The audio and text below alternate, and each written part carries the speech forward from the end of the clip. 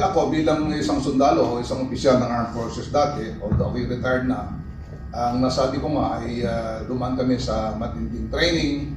So with us this morning is, na-mention na po kanina, retired Major General Romeo Poquis is the lead convener of the United People's Initiative. And United People's Initiative, or UPI, is a non-partisan, non-political group, but they are at the forefront of the change that we want for our country. So good morning po, General Poquis. Would you like to greet our audience?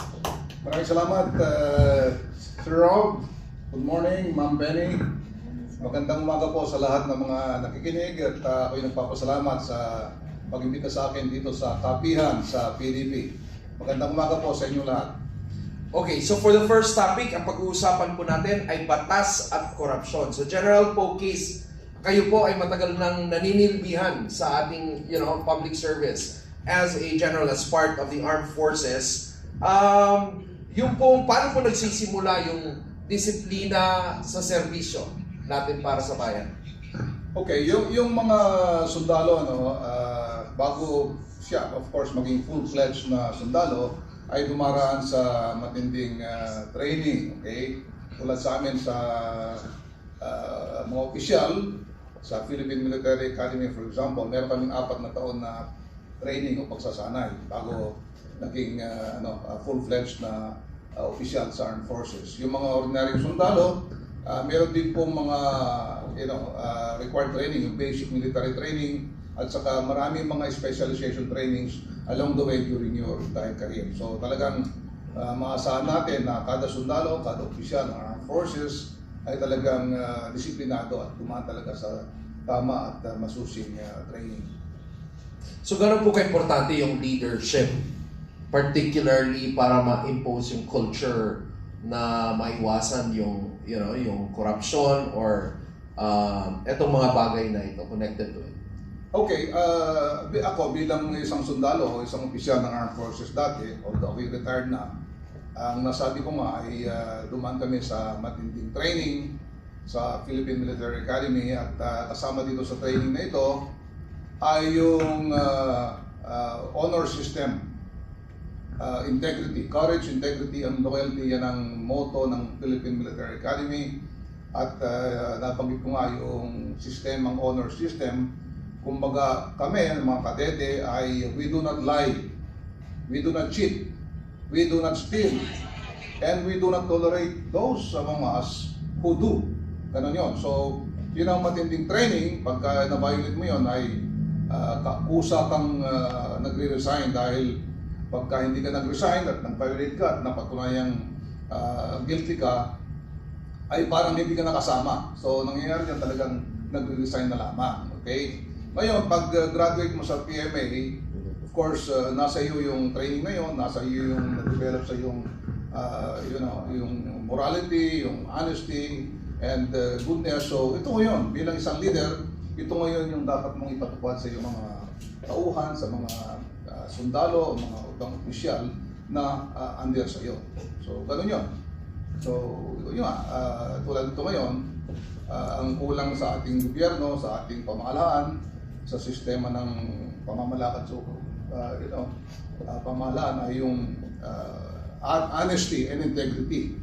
Ito yun, kaya nagkakaroon tayo ng matinding issue sa corruption dahil yung mga leaders na pinagkatiwalaan natin, yung mga inilike natin, binoto at pinili natin para pamunuhan tayo, ay sila pa mismo ang gumagawa ng mga dishonesty o yung corruption na yan.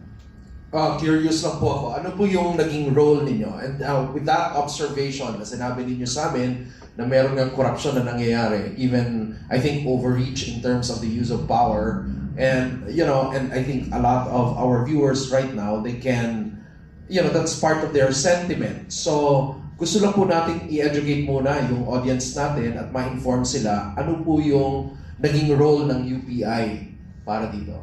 Okay, bago sa lahat, parang nasa tamang konteksto tayo. Itong UPI ay tinatag namin to, sama-sama yung mga iba-ibang grupo, affiliation. Okay? Yung mga, mga retired na military, opisyal at sundalo, mga pulis, mga sibilyan na galing sa iba-ibang affiliation o grupo o sektor. Tinatagto dahil nag-umpisa kami doon sa yung korupsyon dyan sa eleksyon, COMELEC. Nagprotesta tayo dyan sa yung ating nakarang eleksyon kung saan merong automated cheating, yung fraud. Okay? Tapos ngayon, last year, nung pumutok itong issue ng matinding korupsyon sa Kongreso at saka buong gobyerno, ito nga, naging active na yung United People's Initiative sa pagkundina ng matinding korupsyon na ito at ang panawagan ng hindi lamang ng UPI kundi ng buong sambayanan sa napanagutin yung mga tao, yung mga leader, yung mga politiko na nagnakaw, nagsamantala sa kaban ng bayan. So first of all, I'd like to thank you for that, no? Because being retired generals, basically tapos na kayo formally sa serbisyo ninyo, but still, you are extending your service and at the same time, nakikita natin yung puso ninyo para sa bayan at kasama ng mga kasamahan ninyo sa UPI. So, based on your assessment po, na-mention nyo kanina na matinding korupsyon na nangyayari sa gobyerno natin, can you explain further how deep corruption is in our government right now? Okay. Ganito yan. Nung una, of course, may mga corruption. Hindi man talaga nawawala yung corruption maski sa ang bansa, sa ang gobyerno, neither third world or first world country. Meron talagang corruption. Kanya lang, yung mga minor lang, nag-umpisa tayo sa mga a few millions, naging hundreds of millions, naging billion, naging 10 billion, 100 billion. Ngayon, trillion na po.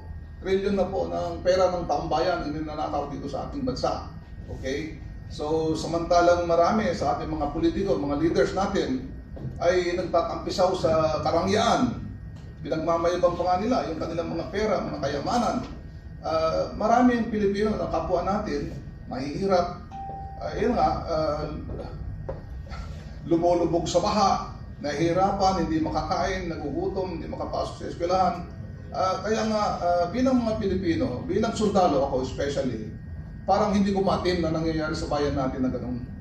Kaya nga, maski ako i-retired na, hindi ko matanggap sa damdamin ko, sa kalooban ko, na habang may magagawa tayo, ay dapat tulungan natin yung mga kababayan natin. Ito nga po yung ginagawa ng United People's Initiative. Bakit People's Initiative? Dahil sinasabi po ng Constitution po natin na the sovereignty resides in the people. Taong bayan po ang may soberanya. Yung mga namumuno po sa atin ay nanggagaling lamang po sa mga taong bayan. Yung kanilang pamumuno, yung kanilang otoridad sa taong bayan din po ang galing lahat yun. Kaya ang pinakamataas po dyan ay taong bayan. Kaya tayo ngayon, tulad yan, yung mga nangyayari ngayon na corruption, taong bayan din po dapat ang ito nga namumuno in a very non-violent way, in a non-partisan way, saka yung according to the laws of our land. Also, in-emphasize namin na ang ginagawa namin ay naayon sa ating saligang batas. Kaya kami po ay active sa Bukanyan. Nakikisama, nakikisa sa lahat ng mga grupo, lahat ng mga samahan para maipahiwatig natin ang damdamin ng mga taong bayan, ang galit at po dito sa matinding korupsyon sa ating bayan.